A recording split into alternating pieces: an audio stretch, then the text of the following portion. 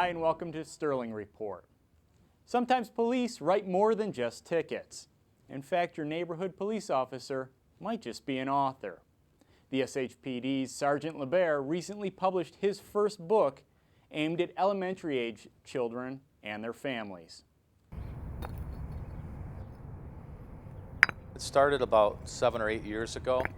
I was speaking with one of my cousins. His name's Joe Stark, at a graduation party, and he had a big stack of bricks. And I asked him what it was about, and he said those bricks were moved probably 100 times by my sons. And I asked him why. He said whenever they misbehaved in the house, maybe got into an argument or fought, he would tell them to hit the bricks. And they kind of knew what that meant. That meant that their behavior was questionable or bad, and that he wanted them to work things out together, moving this stack of bricks.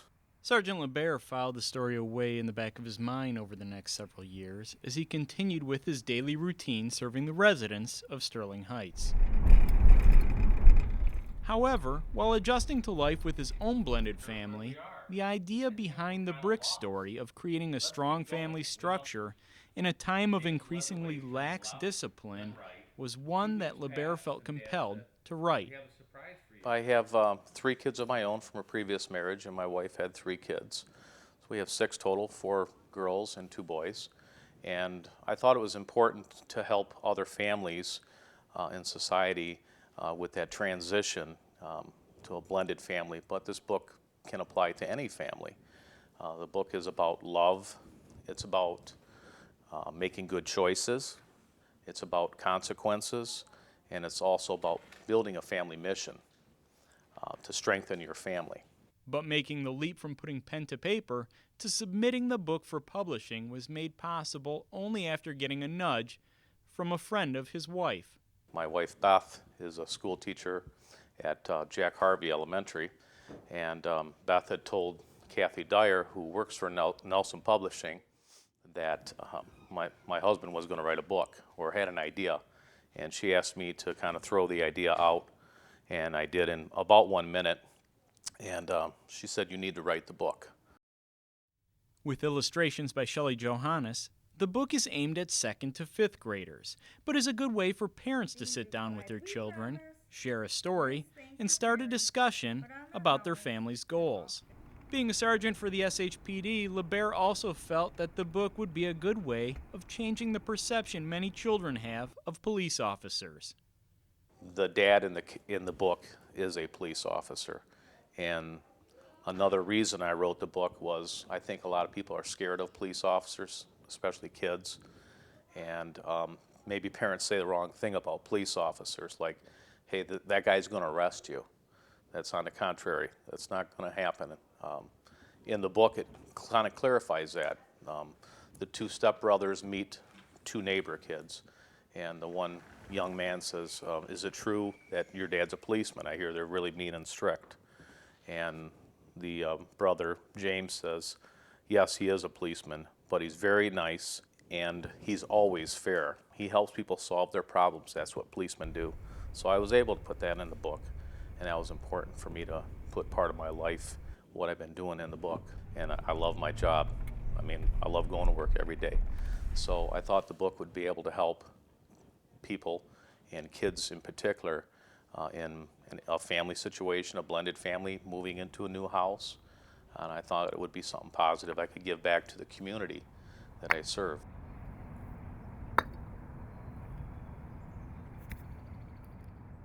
Sgt. Labaere was recognized at the June 3rd City Council meeting for his accomplishments. During the presentation, he donated copies of the book, which will soon be available for checkout at the Sterling Heights Public Library. And 5 local companies were recognized for having an edge on the competition. The City of Sterling Heights and the Chamber of Commerce partnered together to present the 3rd annual Sterling Edge Awards at the Sterling Inn on May 21st. 5 local companies that demonstrate excellence in various ways were named this year's winners and recognized as models for other firms to follow in terms of economic development, job creation, and overall work environment. The nomination categories and winners for 2014 include Local Business of the Year, EA Graphics. Legacy Partner of the Year, Lakeside Mall. Advanced Manufacturing Business of the Year, Kuka Systems. Community Reinvestment Business of the Year, UHY Advisors Incorporated. And Macomo U Incubator Business of the Year, Coupon Wallet. Chamber President Wayne Umke and Sterling Heights Economic Development Manager Barry Hicks presented the awards to the winning companies. This is an awesome day. It's a Sterling Edge Business Awards and the Michigan Week Luncheon that we've combined over the last 3 years. We have some sponsor tables. We have some great Sterling Heights businesses going to receive awards. With our Lil Adams Award winner also is announced today and presented with an award. Our former long-serving director of the chamber for 38 years or something. And we have a great lunch and hopefully a great speaker with Executive Hackle as our keynoter. So I think it's going to be a fun day. Everybody likes recognition, even though we all say we're not in it for the recognition, and they're certainly not in business for the recognition. But it gives us a great opportunity, combined with the city and the chamber, as we've done for many years, to honor somebody and present them with something to say, people are noticing what you're doing. We're grateful for your presence in the community, and you're good stewards of the community. The award presentation included a highlight video overview of each winning company. The Sterling Edge Award video can be viewed on SHTV's on-demand service or on the city's YouTube channel. The City of Sterling Heights held its annual Memorial Day ceremony and parade on May 26th. The festivities began with a solemn ceremony featuring music from the Sweet Adelines, Great Lakes Chapter, and the 1st Michigan Colonial Fife and Drum Corps. Mayor Noddy and members of the City Council attended the day's events and share their thoughts on Memorial Day. I don't know, it means it's really the community comes together, enjoys the parade. Many of our residents are in the parade, and the other ones are watching the parade. And it's not only having a parade and going to barbecues and families getting together, but it's really remembering the freedoms that were earned by people in the armed forces. And they, well, the freedoms we have today, most people take for granted, but on Memorial Day, you want to stop, reflect, and just think of those men and women that did the ultimate for the freedoms we enjoy today. And it's because of them we're here today. Well, when you think about all the people who have died on every corner of this world protecting our freedoms here, to take one day a year to honor them, I think everyone in this community is happy to do that, and I'm proud to be part of it.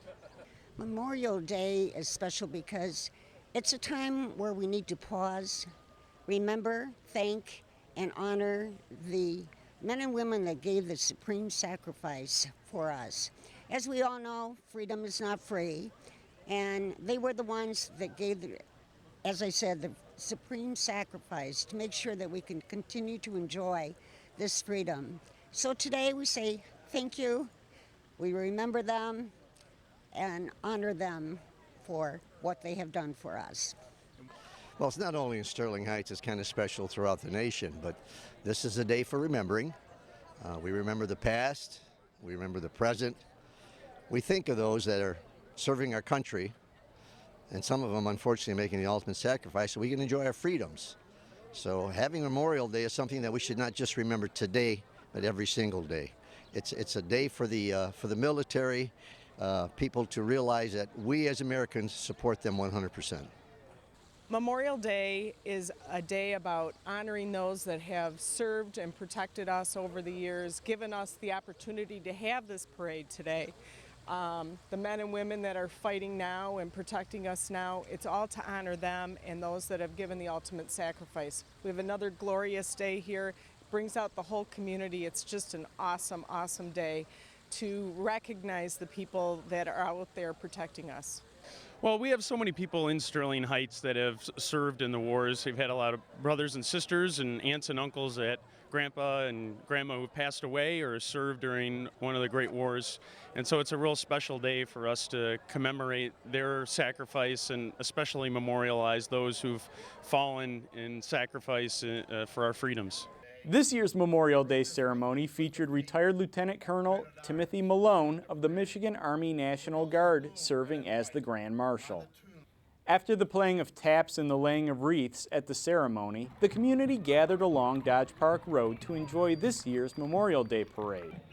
Nearly 80 entries, including marching bands, floats, veterans groups, and community organizations, all participated in the 2-mile-long parade. The Cultural Commission will be presenting awards to this year's best bands and best floats in the coming weeks. Finally today, the Sterling Heights Cultural Commission has nominated Andrew Furton as the Sterling Heights featured artist. Andrew, on behalf of the Sterling Heights Cultural Commission, I'm glad to present you with this certificate. Andrew started out working with other artistic mediums before he was encouraged by one of his teachers to try oil painting. This inspiration led Andrew to seek out his preferred subject matter for his paintings. I started painting in high school. I first started off with just graphite, pencil on paper kind of stuff, but my high school art teacher really encouraged me to start painting. So I started with acrylics, and then soon after I started with oils, and I've never gone back to acrylics ever since. I just really like working with oils. Acrylics kind of frustrate me, so it's nice to with oil paints you can start, and then you can go do something for a couple hours and come back and they're still wet, and you can work with them, and it's much easier to work with, I think. The paintings themselves, obviously they're all nature inspired, unless I'm commissioned to do something else, or if I just feel like doing something else for a change of pace.